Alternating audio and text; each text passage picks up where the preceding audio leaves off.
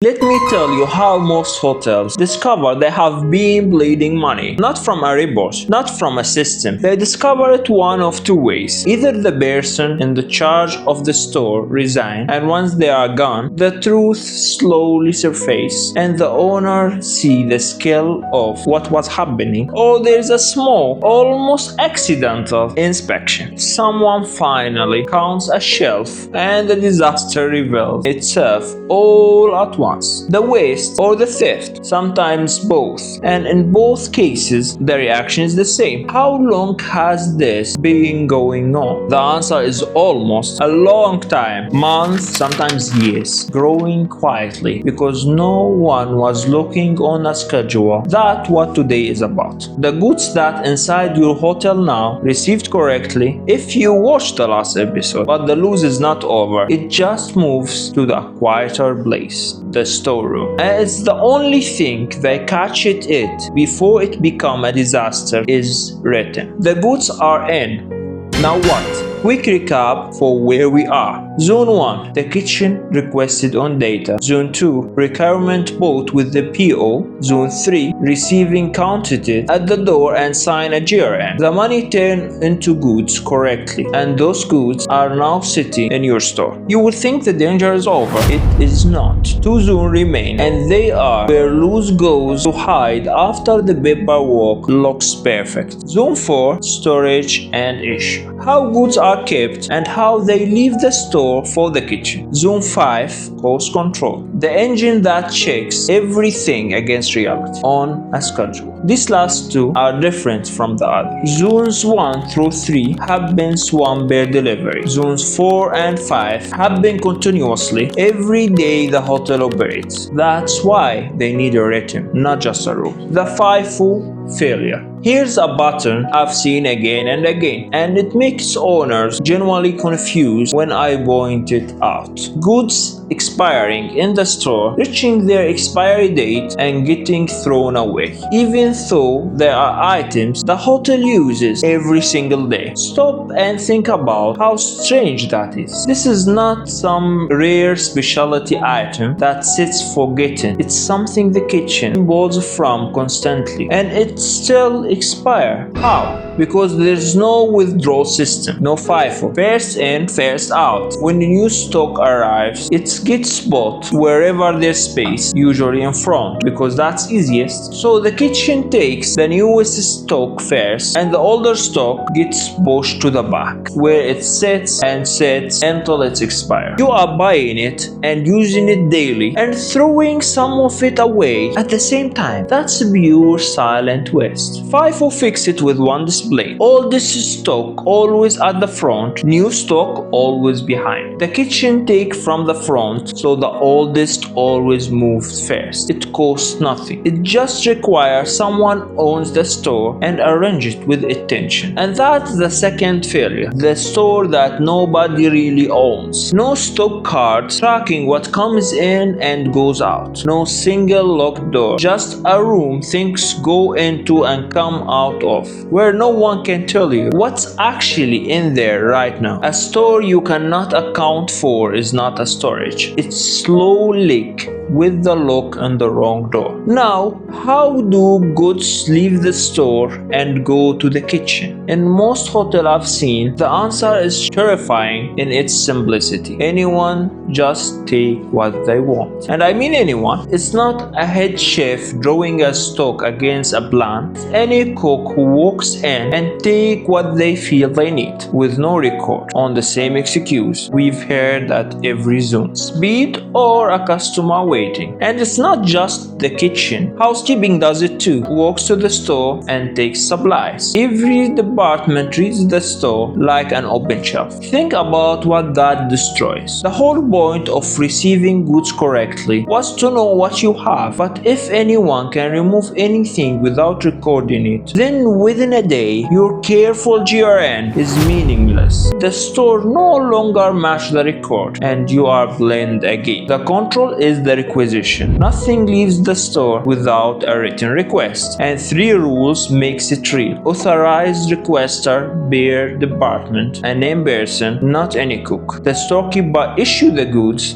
staff don't serve themselves, and everything is costed to the department that took it, which is exactly what feed the departmental account from episode 6. An open store turns a perfect GRN into a lie by the end of the first shift. The one calculation. Everything we have built across this episode leads to one calculation. This is the engine of cost control, the single check that tells you whether all the other controls are actually working. It compares two numbers. The first, theoretical usage, based on what you sold, how much stock you should have used. If you sold 100 plates of a dish and each uses 200 grams of chicken, you should have used 20 kilos. That's theoretical. The second, actual usage, what the store records say actually left the shelf, the real issue. Now subtract one from the other. The gap between them is the variance, and the variance is the whole game. A variance near zero means your control are working. What you sold match what you use. A large or growing variance is the alarm. Someone between the store and the plate product is disappearing. Waste or theft. Overportioning or error. The variance does not tell you which, but it tells you early that something is wrong and roughly how much. This is the number that would have saved every hotel in my cold open. The resignation, the surprise inspection, those what are happens when nobody runs this calculation. Run it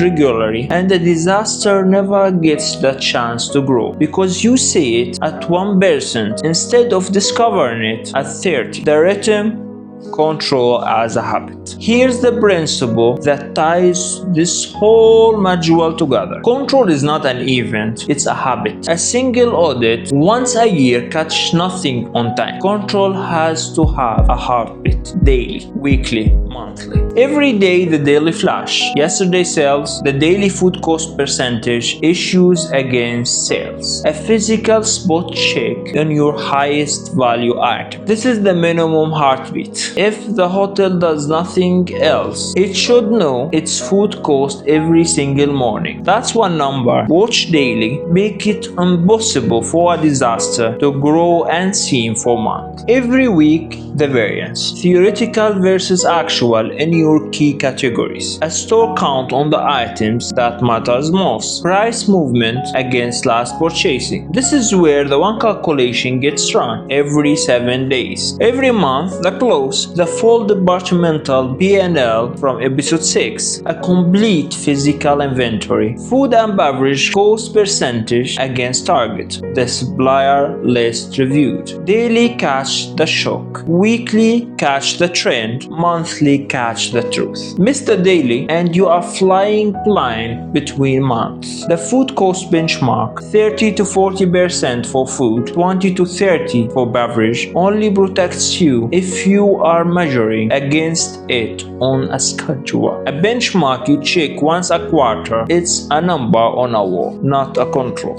The cost controller. A rhythms need an owner or it quietly stops. So here the minimum structure requirement. And I want to be clear, it's a minimum, not a luxury. One independent person who owns this rhythm, a cost controller, or an internal auditor with broad authority, and this is the key word, no stake on operation. Not the chef who orders and cooks, not the storekeeper who received any issues, not the buyer. Those people run the operation. They cannot be also the one who check it. That's asking someone to audit their own work. The exact trap from episode 7. The cost controller's only job is to run the checks and reports straight to the owner. Independent eyes, broad access, reporting upward, not sideways. And I know the objection. I'm too small for dedicated cost controller. Then it's a part of someone rule with real authority. Or an outside person, a few days a month, but the function cannot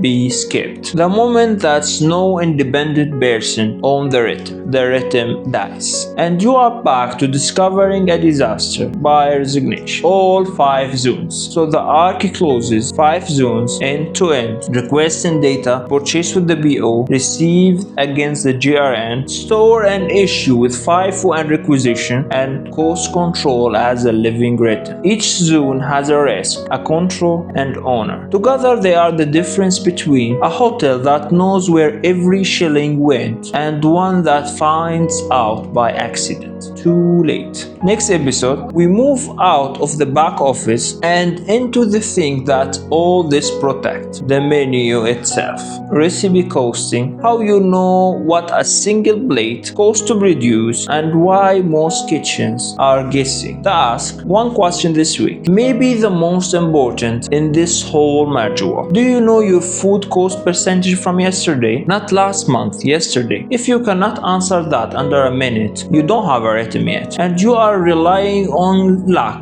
to catch what should caught by routine. That's the whole module in one question. Start there. Subscribe so you don't miss episode 10. Recipe costing, where we find out what your food is really costing you, one plate at a time.